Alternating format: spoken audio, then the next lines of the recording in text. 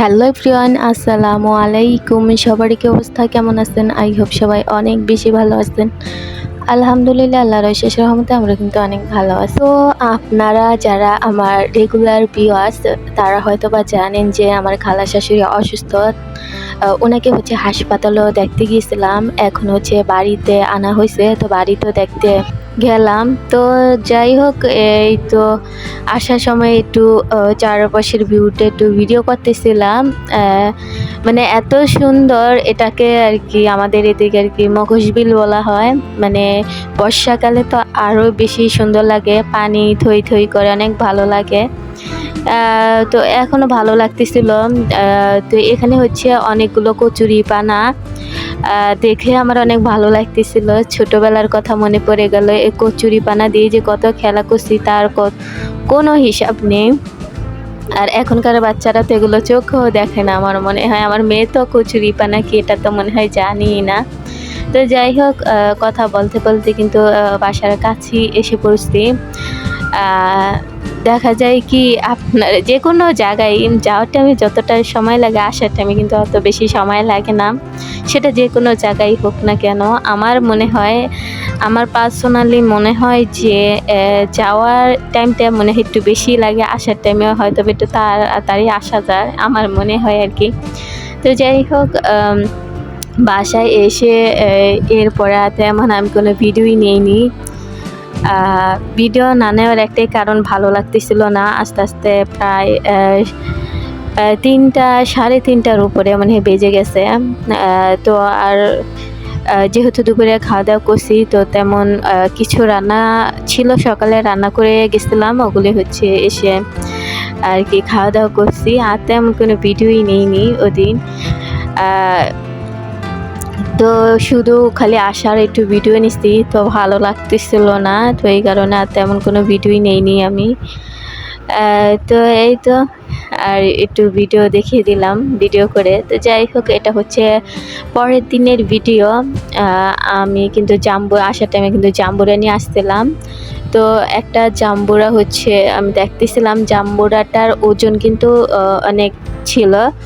অনেকগুলো জাম্বুরা বাছার পরে এই জাম্বুরাটা আনছি। দেখতে ছোট হলে কি হবে, ওজনটা অনেক বেশি ছিল। আর জাম্বুরা কেনার একটাই টিপস, যেটার ওজন বেশি হয় ওটাই আর কি একটু বড় হয় ভিতরে। তো যাই হোক, জাম্বুরাটা ভালো করে ছুলে নিলাম আর মেয়েকে দিলাম। তো উপরে খোসাটা আমি ছুলে দিছি, কিন্তু ভিতরে যে রোয়াগুলো হয় ওগুলো আমার মেয়েই ছুলতে পারে অনেক সুন্দর করে, তাই তো ছুলে আমার মেয়েটা জাম্বুরা খুবই পছন্দ করে। মানে বলতে গেলে ওই যে কমলা যেভাবে পছন্দ করে ওইভাবে পছন্দ করে। আর আমি 2বার জাম্বুরা কিনছি, দুবারই অনেক ভালো হয়েছে। তো যাই হোক, দুপুরের জন্য রান্না করতে চলে আসলাম। আমি শাক কালকে বিকালে আনছিলাম, মানে ওই যে বললাম না যে কোনো ভিডিও নেইনি। আসার পরে একটু রেস্ট নিছি, নেওয়ার পরে হাত পাও ধুই আর কি, রেস্ট নিছি। নেওয়ার পরে গোসল, অনেকক্ষণ পরে গোসল করে তারপরে এই শাকগুলো বিকাল টাইমে আর কি আনছি অন্যজনের দিয়ে। তো তারপরে বিকালে বেশি রেখে দিয়েছিলাম, আর আজকে রান্না করতেছিলাম। আর পাট শাক আমার কাছে অনেক বেশি ভালো লাগে, তো এই কারণে বেশিরভাগই দেখা যায় যে পাট শাকই খাওয়া হয়।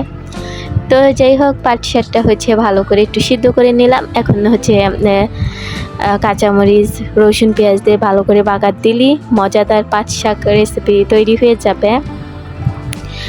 আর কি বলবো, রেসিপি কথা নাই শেয়ার করি। আমার আপুরা মাশাআল্লাহ অনেক সুন্দর সুন্দর রান্নাবান্না করে, তাদের রান্নার তুলনা হয় না। তারা অনেক মজার মজার রান্না করে, দেখি মনে হয় যে অনেক মজার হবে খেতে। তো এই তো শাকটা কিন্তু আমি বাগার দিয়ে দিলাম। পাট শাক আমার মতো কে কে খেতে পছন্দ করেন অবশ্যই কমেন্টের মাধ্যমে আপুরা জানাবেন। আমার মনে হয় বেশিরভাগ আপুরাই শাকের পাগল। সেটা যে কোনো শাকই হতে পারে, শাকের পাগল। অনেক আপুরের ভিডিওই দেখি যে শাক রান্না করে অনেক ইউনিকভাবে বা নতুন নতুন পদ্ধতিতে। তো যাই হোক, শাকটা ভালো করে একটু ভেজে নিতে আসছিলাম। আর দেখবেন যে শাকে একটু তেল বেশি লাগে, বেশি লাগলে আর কি ভালো লাগে, বা বেশি হলে ভালো লাগে। তো আমি শাক রান্না করব, আর একটু মাছের তরকারি রান্না করে নেব, কারণ শুধু শাক দিয়ে তো আর ভাত খাওয়া যাবে না। দুপুরবেলা রান্না করলে দেখা যায় যে 2 বেলার জন্য রান্না করে নিই, মানে তরকারিটা 2 বেলার জন্য রান্না করি আর বিকেলের দিকে অল্প কয়টা আর কি ভাত বসিয়ে দিই।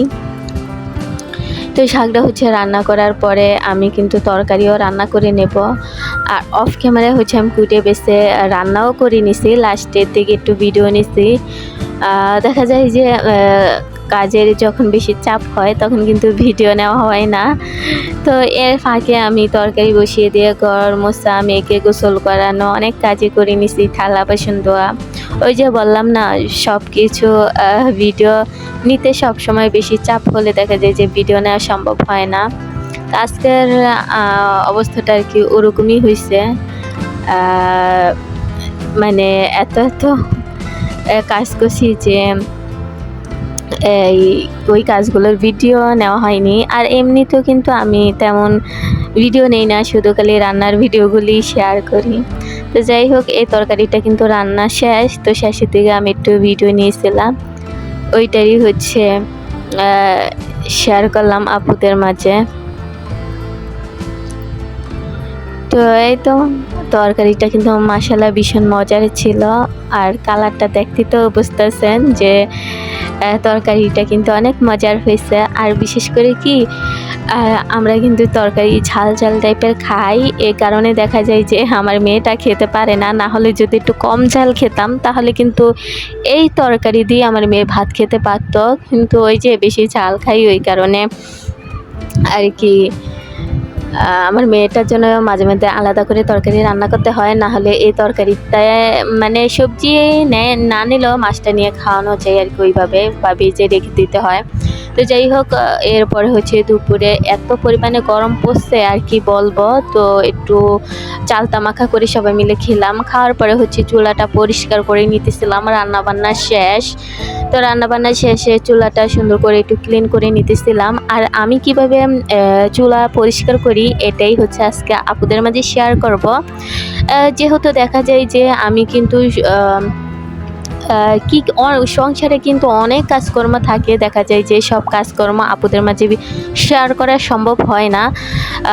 এই যে আজকেও ভাবতেছিলাম যে তাড়াহুড়ো করে ফেলি, তো ভাবলাম যে না, একটু ভিডিও নেই, হয়তো বা আপুদের মাঝে শেয়ার করতে পারবো বা আপুদের উপকারেও আসতে পারে। আমি যেইভাবে চুলা পরিষ্কার করি, গ্যাসের চুলাও ওইভাবেই আপুদের মাঝে শেয়ার করব।